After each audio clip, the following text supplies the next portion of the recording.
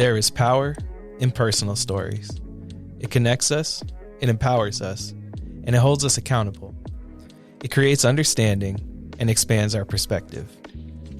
This is Big in the Community with Jonathan James at the Kalamazoo Promise, a podcast aimed to highlight local leaders, collaborators, and innovators in the greater Kalamazoo community.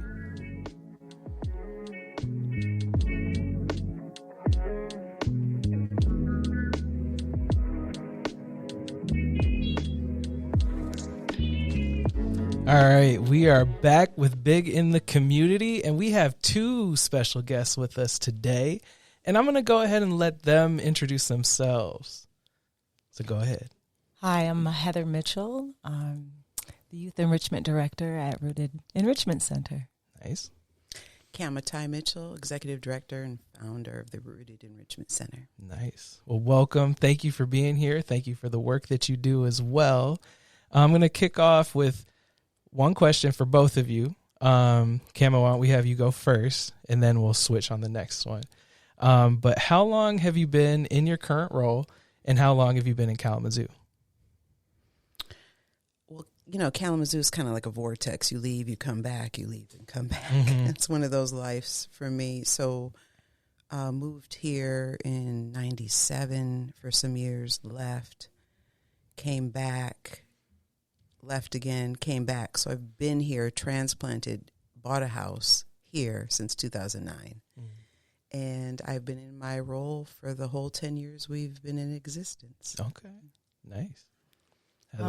Yeah, I've been here mostly, I would say, for about 15 years, maybe a little bit more, raising my kids here. So I have one that graduated at Kalamazoo Central.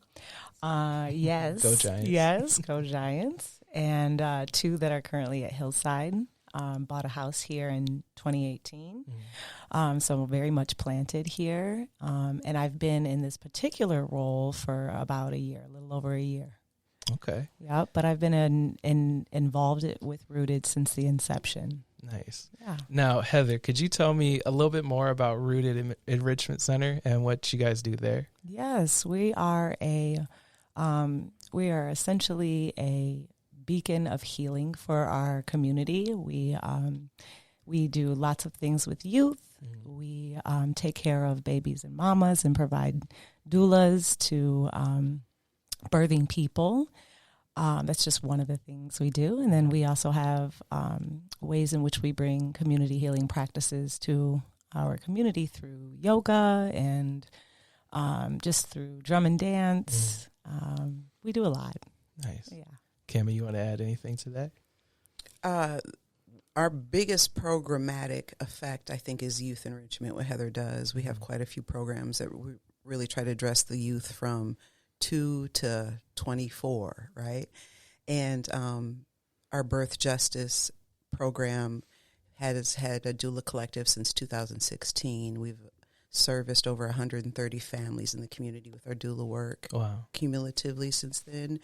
And we just launched a baby cafe, which is a partnership with Bronson Foundation, Bronson Hospital, to support lactation for our families in the community too. And most of our services are free to low cost. Mm-hmm. So that feels really powerful to find grantors and funders that support that. And then something that we've been doing for about 4 years now is the Black and Brown Therapy Collective. Mm-hmm. We match Black and Brown therapists to Black and Brown community members so they can get right to healing and not go through the cultural exchange and the unknowing and the learning each other and understanding. We found that a lot of Black and Brown people have to inform their therapist if they're white-bodied for a couple of sessions before they get any healing done. And so Lana Lewis, who is the kickoff for the Truth, Racial Healing, and Transformation Collective that we have in community, brought that to Rootead some years ago and helped co-create that with Kinlana Ferguson. So that feels really like a great gift to the community, that piece that people can come get therapy for free for up to $1,200 scholarship. So that could be anywhere from 6 to 10 sessions, depending on the fees of the therapist. Wow. That feels really like a powerful thing. But I I want to go back to like the birth justice and the youth. I feel like if we did that really well in our ethos, maybe when we're adults, we don't need as much therapy. Right. You got to catch up. It's better when we can do preventative work than when we're reacting to things. Exactly. And you said the baby, what was it called again? Baby Cafe. The Baby Cafe. No, it's awesome that you're here because my wife's actually going to go to that. Yay. So Nice. yeah, it's nice to actually, meet you guys and see what, see the faces behind the work that's being done out there and to hear more about it too. Is your wife pregnant or breastfeeding? She is. Yes. Oh, Yeah. congratulations. Yeah, hopefully we announce it before the podcast episode Oh. comes out. But she is. We have I think an 18-month-old as well. Oh. So yeah, we're still in that New that family. phase of life right now. But how would you say? How do you engage with the Kalamazoo community? We can go with Kama first. All kinds of ways. I think initially when we started this back in 2014, Heather and I ran a little program called Rootead Queens with $750, a 6-week program. And seeing the influence of that, our fiscal sponsor and the CEO of United Way at the time was like, you should start a nonprofit. And then we kind of fell into the work. We didn't go in. And what was the question, Jonathan? It's fine. You'll get to it. It's how do you engage with the Kalamazoo community? So that engagement felt very organic and word of mouth because we started the first week with one 16-year-old girl. By week 6, there's 30 women of color in the room, ages 8 to 80. And it just felt organic in that way. And I would say that that's probably paramount for us. People have an experience. They tell other people. I think that is our highest level community engagement. Social media is very hit or miss for us. I would say that our team is very in-person vibes. Like a lot of the things we offer is hard to do virtually. It's hard to, so it's hit or miss. And we are currently revamping our website to really try to create some interactive engagement around there too. Okay. But I also would think that as doulas are in the hospital in the community, that lifts up awareness as Heather and her team take the youth to perform around the community and regionally now, that uplifts awareness. So I think some of the work that we actually do in community broadens the awareness even more than like marketing and advertising for us. Yeah. Okay. Nice. I'd also add that we have a program that is throughout all of the 3-year-old Head Start schools. So we are finding ourselves in 17 classrooms. Providing movement and literacy to in a very like engaging, interactive way. We also use breathing practices and mindfulness practices, and so we have contractors that go out in the community to implement these programs. So that's just one way, but there's lots of ways that we find ourselves in community for sure. Yeah. No, that's the one thing I've noticed with like community engagement. There's so many different ways you can go about it. You could do, tabling events. You could be at different places and spaces, and you could do a podcast highlighting the work that other people are doing, and just showing up, being on boards, advocating for students, for whatever your population is that you're trying to reach or support. So my next question goes a little bit with this. Is how do you collaborate with, like, say, us or other organizations? I'll go with Heather first. Collaborate. Well, we have lots of little seeds of collaborations. One of the ways that, from a youth enrichment perspective, we're working with the newcomer program in the schools. So we're providing kind of culturally contextualized drum and dance, or we kind of fill in the gaps of, to be a newcomer in our community means that you're coming maybe from a totally different country. You might not know people. So we're kind of helping to bridge that gap. We have a summer program where we bring in different community partners like Read and Write Kalamazoo and other OST or out of school time sectors to interact with the youth. And then we also take them around. So we take them to the big lake. We took them last year. We took them to our family blueberry farm. Okay. And did activities there. So they have a sense of place. So they have a sense of community that is new and welcoming for them. So that's just one of the ways that we collaborate with others. Nice. Yeah. Cameron, you want to add to that? Yeah, we collaborate in programmatic ways, and we also collaborate in strategic ways. So we're strategic partners with Cradle Kalamazoo, the new RX Kids thing that is coming through the city. I'm blanking on the list, but there's so many. I just sent the list to the leadership team. Like, is this everything? They're like, that's a lot. YWCA for the Reproductive Health Fund and doula work. Kalamazoo Public Library for some seniors and elders, nutrition and movement. We have quite a lot. Last fiscal year, we even did contractual work with United Way for some healing for their staff. So we're open if we have capacity. Right. We love to collaborate in whatever that looks like. We also like to co-create, which is, to me, higher level in the dream space, thinking about what could we bring to the community before the collaboration piece comes. We like to be at those tables, too, because I think that we've acquired quite an innovative team that wants to think about a future of healing for Black and Brown people, all community. And so it's nice to be in those co-creation spaces so we can unpack and unlearn some of the ways we've done traditionally that maybe are not serving our demographic. I like that. Thanks. All right, so we'll step away from the work that you're doing right now. And we want to know, what's your story and who are you, and then how did you get here? And so you can share whatever you feel comfortable sharing. Some people can go back to kindergarten or, where they're born. Whatever you feel like sharing, that's what we're asking you to share. So we'll go with Cameron first.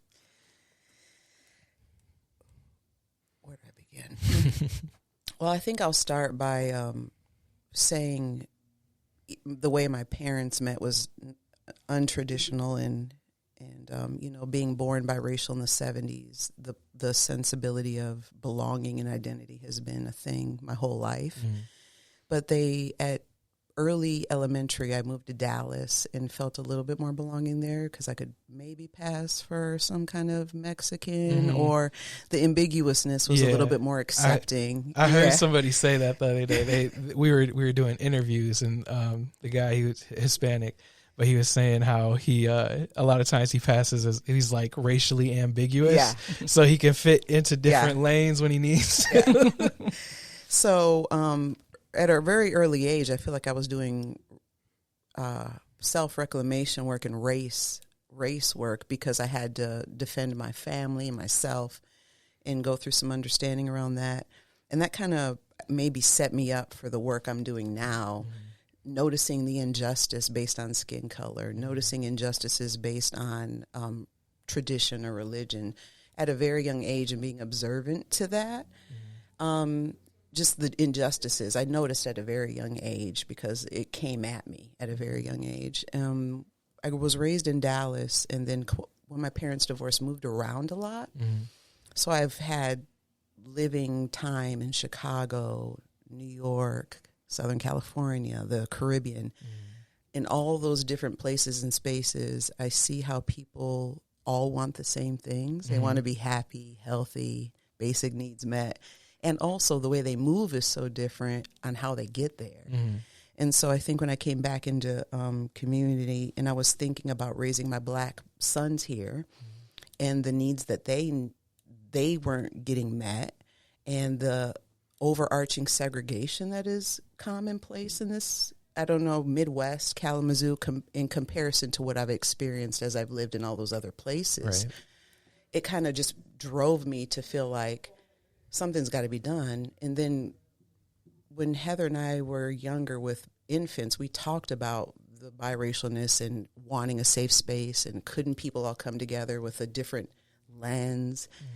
And I think when my youngest son was 12, Trayvon Martin, he was the same age and all that happened. And it was kind of like a wake-up call for me to think about how Black boys have to move in that, and also studying yoga and African dance, showing up to those spaces and seeing a whole bunch of white women, and both of the modalities come from Black and brown people, was the catalyst for Rooted Queens. We're the darkest people in the room, and we're not that dark, and this is a problem. It's cultural appropriation. It's a lot of things. Not always. Our African teachers say it's not appropriation with citation. So we make sure to uplift the teachers that have taught us these things. But that was glaring in the time for us, that there's all these healing practices and ways of being that can reduce suffering of Black and brown people when we don't have access. So that was kind of the catalyst to get us into the work, to get us there. And I would say over the past 3 or 4 years, looking at it from a higher level, I'm really leaning into somatic experiencing and nervous system regulation as a tool, because there's so much new research out now that's claiming that by 2050, 1 out of 2 babies will be born with autism. And the neuroscience research is saying it's because of the stress of our culture on our bodies and on our minds and on our physical health, the environmental toxins, the media toxins. It's a lot to carry. And currently, if you tested stress hormones in a white baby, not specifically to our community, this is high level research, and stress hormones in a newborn Black baby, they're almost doubled just because of intergenerational trauma, stress, survival. So anything we can do to reduce that, the trauma, the stress, is the driving force for me, because we heal better in community. We heal better together. And we've been indoctrinated in an individualistic society where you have to be at home in a corner crying or just with your therapist. But there's so much indigenous and African wisdom that claim that is the long way to go to heal. So part of our ethos and way is to be a collective, be a village, support each other, lean on each other, be with each other, and then help heal each other. Wow. I'm taking notes over here. It's a lot. You just hit us with a lot. Yeah. I do that sometimes. Okay. Heather, what about you? Oh. Who are you? How'd you get here? As much as you want to share. Sure. I also have biracial identity that, growing up in the Midwest, and it was in the 80s for me, was especially lacked a sense of belonging big time. Experienced a healthy dose of racism in this community, actually. And I think that provided the foundation for me to want to work with youth as a young adult, even, so that I could be a light for belonging. And movement and dance was a universal language. Like, I loved the feeling that I had in classes where there were people from all over that didn't speak. I mean, I remember being in class with someone from China, from Muslimas, that spoke Arabic. So everyone came from different cultures, but we all shared the common language of movement and dance. It also has a way of just truly uplifting the spirit, right? And so, again, Kama spoke of Rooted Queens and just kind of how we started. But during the inception, there were rough times where we both were single mothers with sons trying to survive in this community with multiple gigs, and, people telling me at one point, what's your plan B? Because dancing cannot be it cannot possibly be your end all be all, right? I was pretty stubborn and definitely felt a calling and a sense of purpose in this work. Loved working with youth of all ages. I just feel like I love that they're so honest and so real, and they show you all their hands, they say right? They say whatever's on their mind, and I appreciate that aspect of youth. And so, I've been in this work for a really, really long time. But definitely my motivation is to change some maybe generational ways of being that are not serving our best selves. And what better way to do that to be an influence and a light on youth. So thank you for sharing. Yeah, I resonate with a lot of the stuff you were saying. I grew up here. I was born in Louisiana, then moved here in second grade. So my dad's from Nigeria. My mom's white. She's from Pennsylvania. So I resonate with some of the stuff you were saying. Just you know, growing up with my mom, my brother. Like there's challenges in just that. And there's challenges with race. There's challenges when, you know, in a room with all white people, you're still the colored person. And you're with black people, you're still not exactly the same. So there's nuances with that too. right. Just that not really sure, like, do I fit in with everybody here? Am I comfortable being here? Do I know who I am? Not knowing some of my background. There's all sorts of stuff that goes into that. And you can unpack like each different thing, and, you know, should probably be doing that actively right now. But anyway, well, It's an ongoing journey. Yeah. Lifelong journey for sure. Yeah. So I know you shared some of this already, but what motivated you to get to where you are now? I'll start with you, Heather.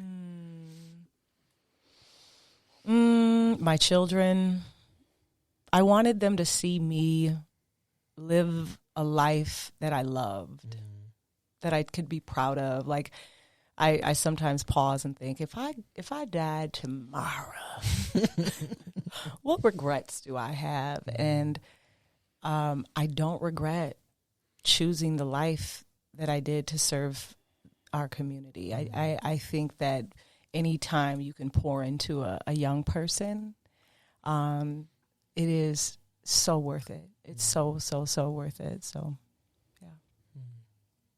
Okay, Emma, same question. What motivated you to get where you are now? I would probably say the same. My children and just my own lived experience also. From a very young age, I think I felt, because of the othering and belonging and the weirdness of being biracial in the 70s and 80s, I've wanted like collective, you know, and when I started studying with African and indigenous mentors and teachers, or people that have been trained, you know, underneath them, and started thinking about the harm of colonized culture on us, that became a high level driving force, is to start to decolonize my mind, think about what I would like to see the future look like for Black and brown people, for everybody, because white supremacy affects white people too, right? The way that we've set up this whole culture and system. So all of that kind of motivated me, feeling alone. Like I think one of my biggest lies that I was born with or came into the world with is I'm all alone. And so just that feeling of, whether it's childhood trauma or lived experience, I wanted this sense of village and collective. And then all my thought teachers and my mentors who were raised in indigenous cultures, whether Africa or on these lands, say, yeah, that's how we heal. And their way of being is backed by their way, how they are in the world. So that really motivates me. And also nature. I feel like we make all these plans as humans. We try to control each other, the environment, all these things. And nature's like, I am the boss of all of y'all. And that is really inspiring for me, because we are visitors on this planet. We're not owners of it. And so nature is a huge motivator. How do we move like nature? How do we move like fractals? How do we think about if I do this, what does it affect this plant or animal next to me if you were part of nature, right? So that's a huge influence on the work that I do. And also my ancestors. I have a strong ancestral practice, and I lean into their wisdom often. And it really informs how I move in the world. I heard two things that I resonate with, and that's that longing for connectedness. I feel like lots of people, like especially like in brown and black culture, that's something that is either it's either longed for or like we really lean into it and really empower it. But also, am I doing what I'm supposed to? Am I doing something that makes me happy? Yeah. Those were two things. Like when I was a college student, or almost a college student, where I was trying to figure out where am I supposed to be going? What am I supposed to be doing? And those were probably like the two main driving things that like kept me going. So, okay, before it gets emotional in here, jeez. What would it be if you could transform anything in Kalamazoo? What would it be? I kind of worded that funny, but if you could do anything in Kalamazoo to transform the community, what would it be? That's a big one. Think, Heather, you're up first. Ooh. Or no, Kama. You're up first. Yeah, Okay. yeah. Okay. We're going back and forth. Yeah. That's the flow. How about whoever has the answer right now? Oh. The first thing that popped in my mind was basic needs. Like, it feels so generic to say, but that's the first thing that popped in my mind. Like, to think about a big transformational shift and people still aren't getting housing or healthy food, access to healthy food, basic needs. I like that you said healthy food, not just food, but healthy food. My youngest son has sickle cell hemoglobin disease and neurofibromatosis 1. And so I became a little obsessed when he was an infant about the African genome and how they eat, and then just went down a rabbit hole with that. So I'm a huge proponent of food sovereignty and healthy food and understanding our physiology based on our genome and our ancestry too, and eating that way. And also eating locally. There's so much research and science that if you eat the food that's grown on the land that you have microbiome with, you're going to be healthier in your system. So that's all I got to say. I just want people to have access to healthy food, shelter, and healthcare. Heather? I just came off of a conference, Belonging Without Othering, in Oakland, California. And John A. Powell is convinced, he is the essentially the executive director of the Belonging and Othering Conference through UC Berkeley. But he lifted up something that has resonated with me since, that I would love to offer the community, which is a sense of belonging. It's the first need. So if everyone could feel like they belonged, it's almost like that. If everyone could feel true love from each other, then we would cease to want to burn it to the ground. Right. And so even that call to care, that nurturing sense that you get, that first sense of belonging you get with your caregivers, that's our primary need, right? That's like our first need. And then a very, very close second is, food, shelter, and, our basic needs. But I definitely think I would offer the feeling, the knowing of belonging to each and every person in our community. I like these answers. What are some of your favorite things about Kalamazoo? Heather, you're up. Sounds like it's me. Yep. I love the access to nature. Like when I've been traveling quite a bit lately, and I'm like, man, we got trees and grass, and it feels like, I know we have and then we have all this like water near us that we have access to. I also really love the people.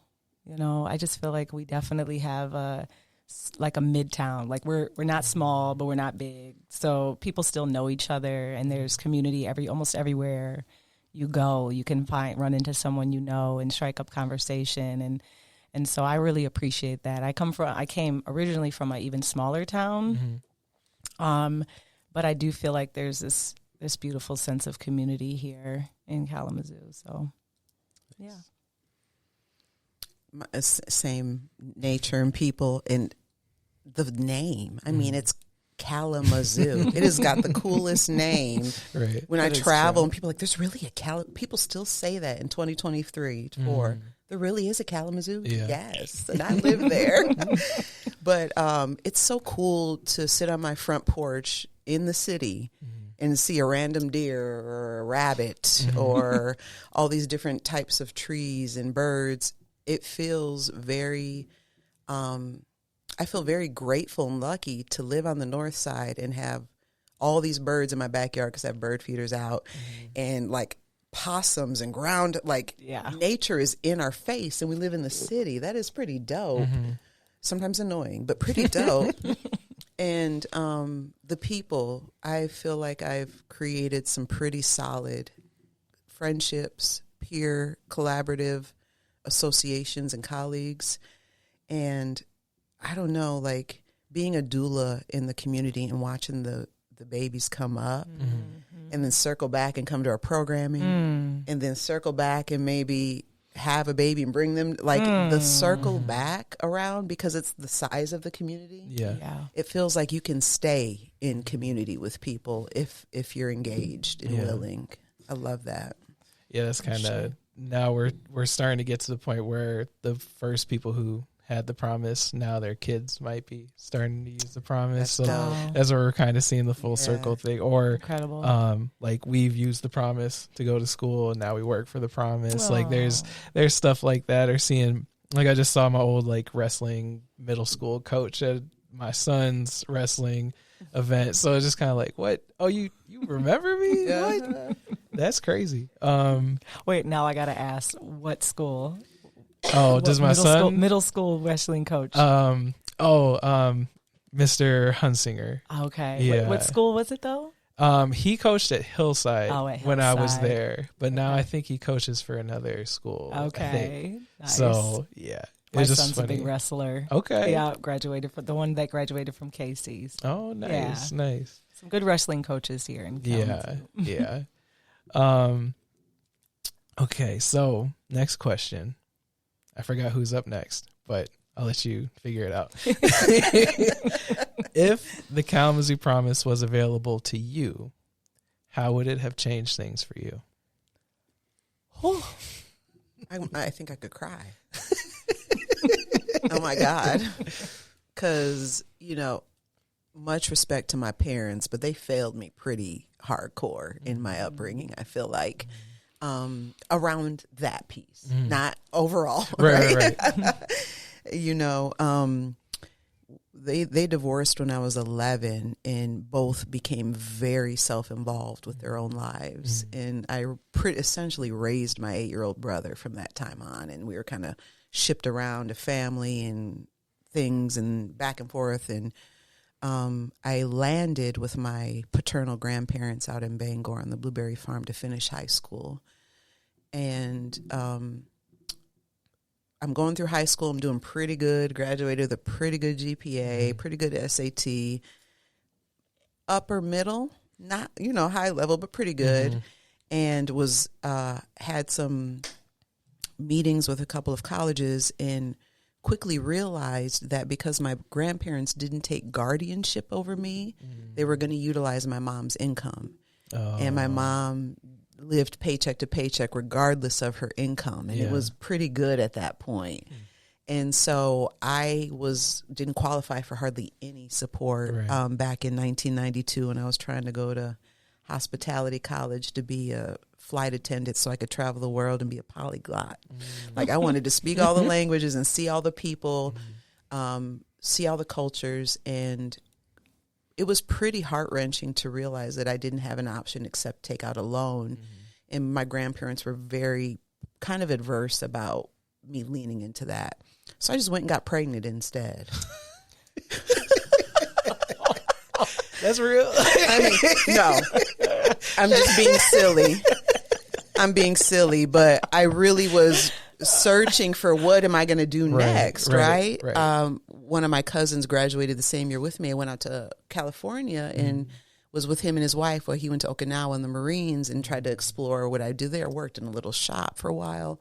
Went back to New York, tried to explore going to college there. It was the same issue. Nothing had changed in the 2 years I was trying to figure myself out, and reconnected with a high school boyfriend there, and did really decide, to have a baby. At the time, I was in childcare, so I did childcare. I was a nanny, worked in retail, and my mom was in food service, and so I quickly got into hospitality, which I was going to go to college for, and created a pretty good career in that, coupled with healing arts, which also informs the nature of serving, the nature of healing in this work. And it would have changed my life exponentially. So I've tried to go to college 3 times as a single mother and have not completed. I am not a college graduate. That's tough. Yeah. And so now at this point in life, at 49, do I complete it just to say I did it? Will it change anything? I don't know.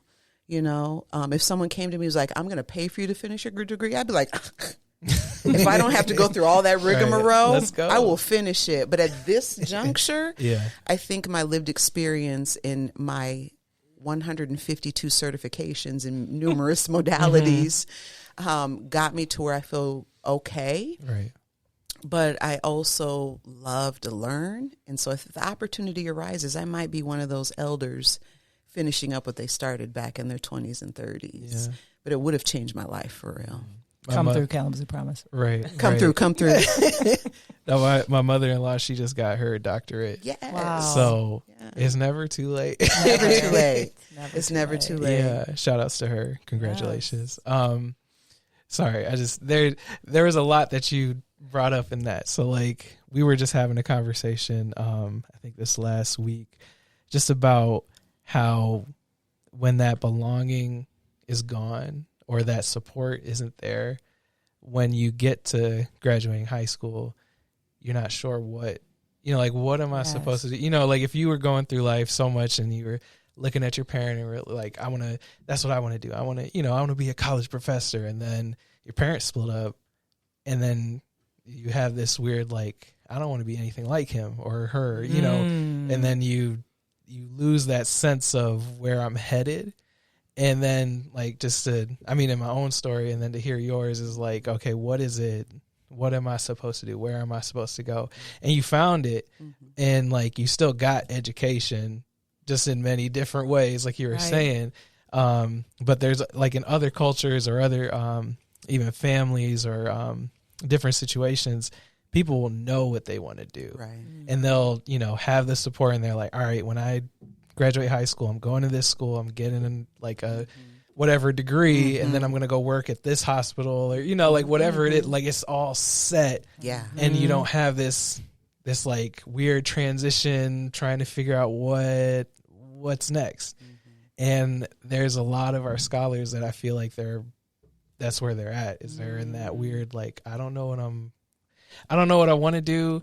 And then there's situations where like the school might be pushing you to, just go, what do you like? Well, why don't you get your, I forgot what it's called. It's the sports University Studies degree. There's that. I have that.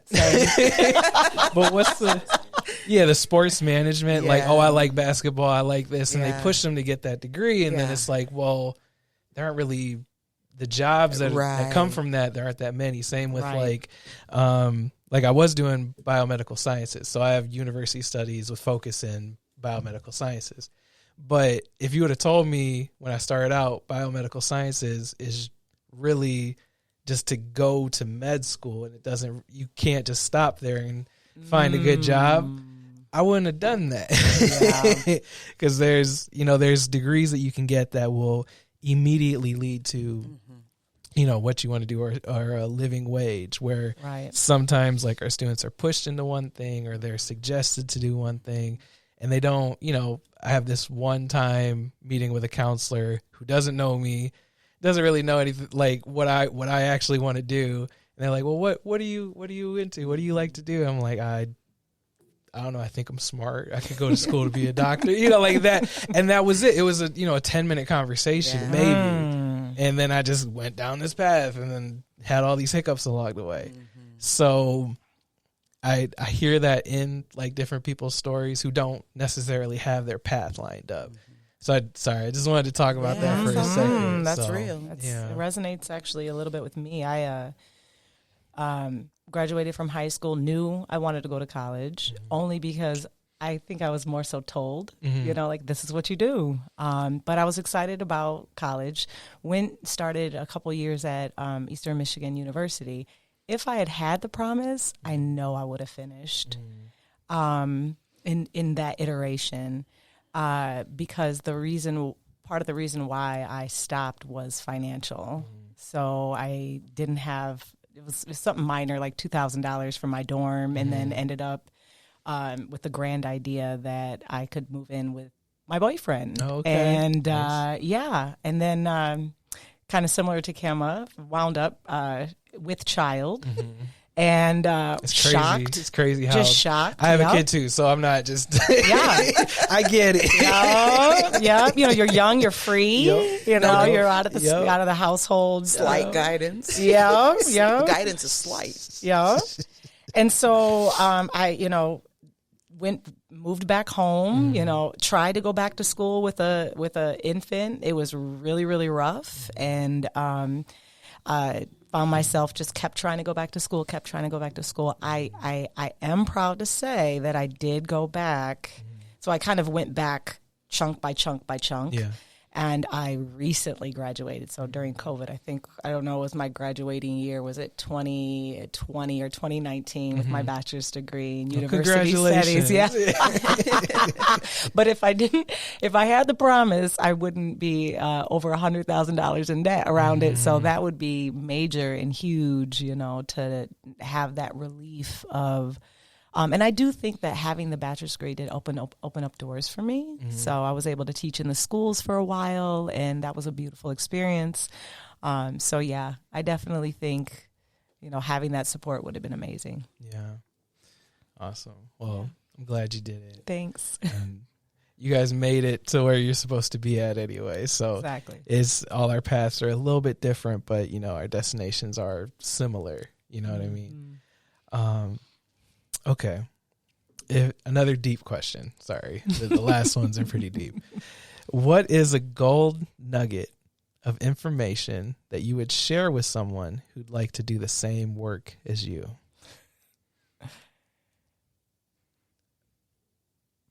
Kama, you're up. Okay. No. Heather, you're up. Yeah, I was just going to be silent when you said this, Kama. I should have put names on the questions to keep it straight.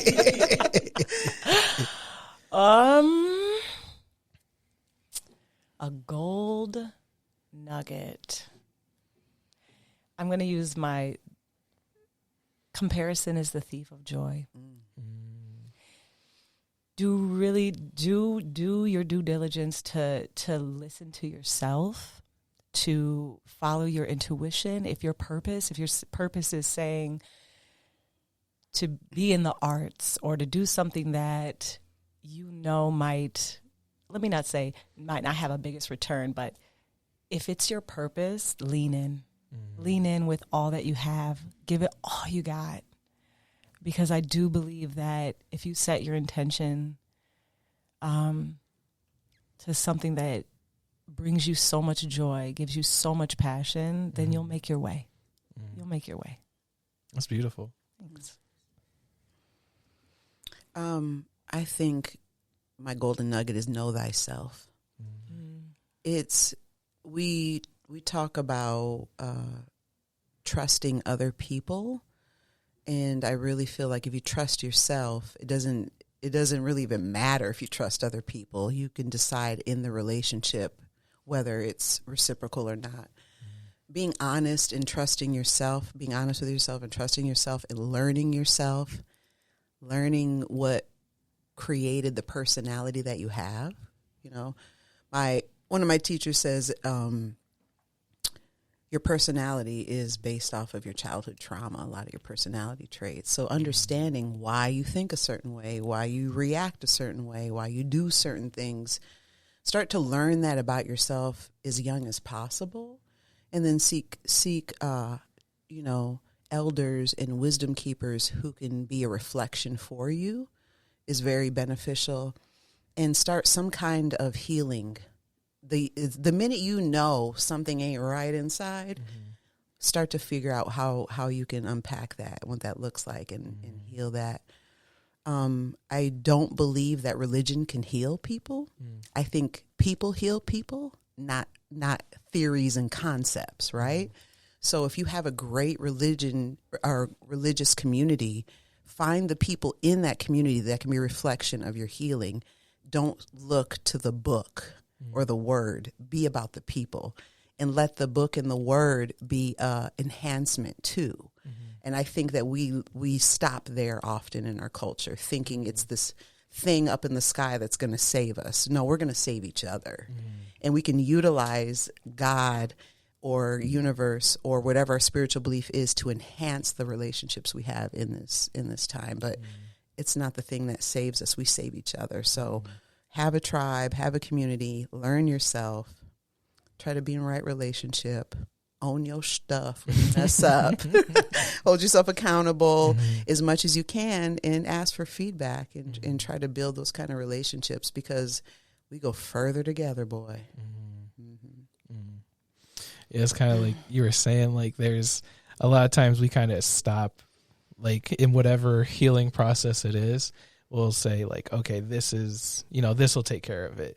But when we really dig into it, there's so many different layers. And there's so much work that goes into it, ongoing work. Like, it doesn't just stop. Like, okay, I had 3 therapy sessions, I'm good. Right. Like it's definitely not that. Like you had 18 years of some mess. That's right. You got, 35. you barely scratched the surface of what's going on. So thank you for that. Do you have any questions for me? This is the opportunity for you to get back at me for asking super deep questions. So, but you don't have to. It's just, if, make it fair. That's real. I just, did you grow up in this community? Yeah, since second grade. Since second grade. Okay. That's right. You're moving from Louisiana. What part of Louisiana? Oh man. Baton Rouge. Yes. Okay. Our family, maternal on our father's side is from New Orleans. So. Okay, nice. Yeah. Nice. Yeah. My question: how much do you lean into your Nigerian roots? Oh man, that's a big question. Not really, not at all. What about the food? I mean, I love the food. So it's not okay. Let me take that back. I don't know much about my family. I know some stuff. Like, my dad's told me some stuff. My mom's told me some stuff. But I haven't been there. Haven't actually met them. I haven't, sat down and, studied, everything. I love the food, though. Some fufu and a goosey soup. I'll tear that up. Sounds making me hungry now. But, not much at all, to be honest. That's all right. Yeah. I'm just curious. I'm a studier of West Africa, so I was just curious what maybe you've uncovered or know.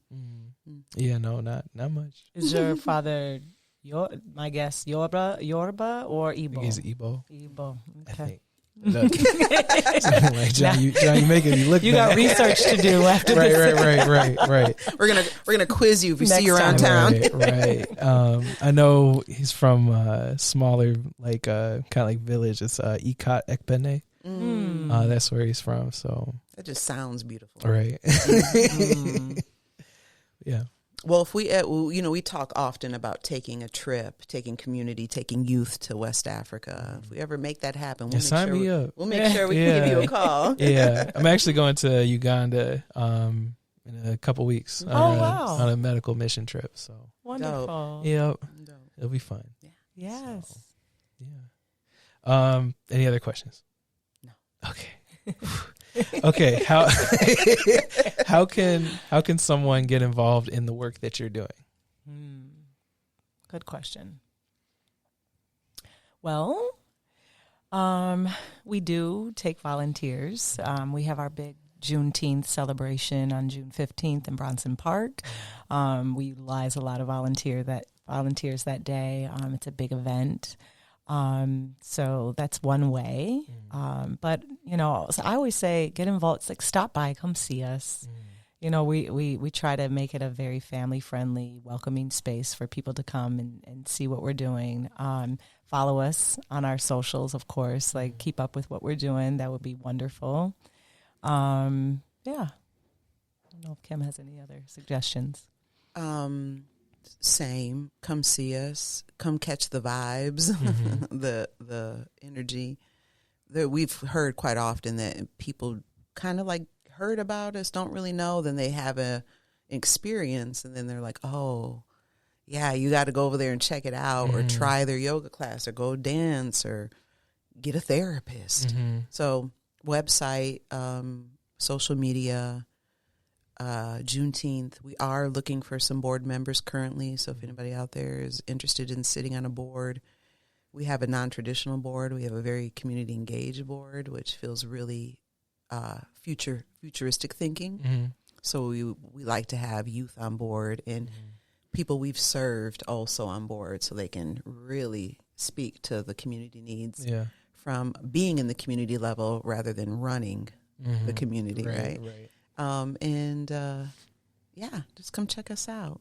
Okay, cool. Well, I don't know. Thank you for sharing your stories.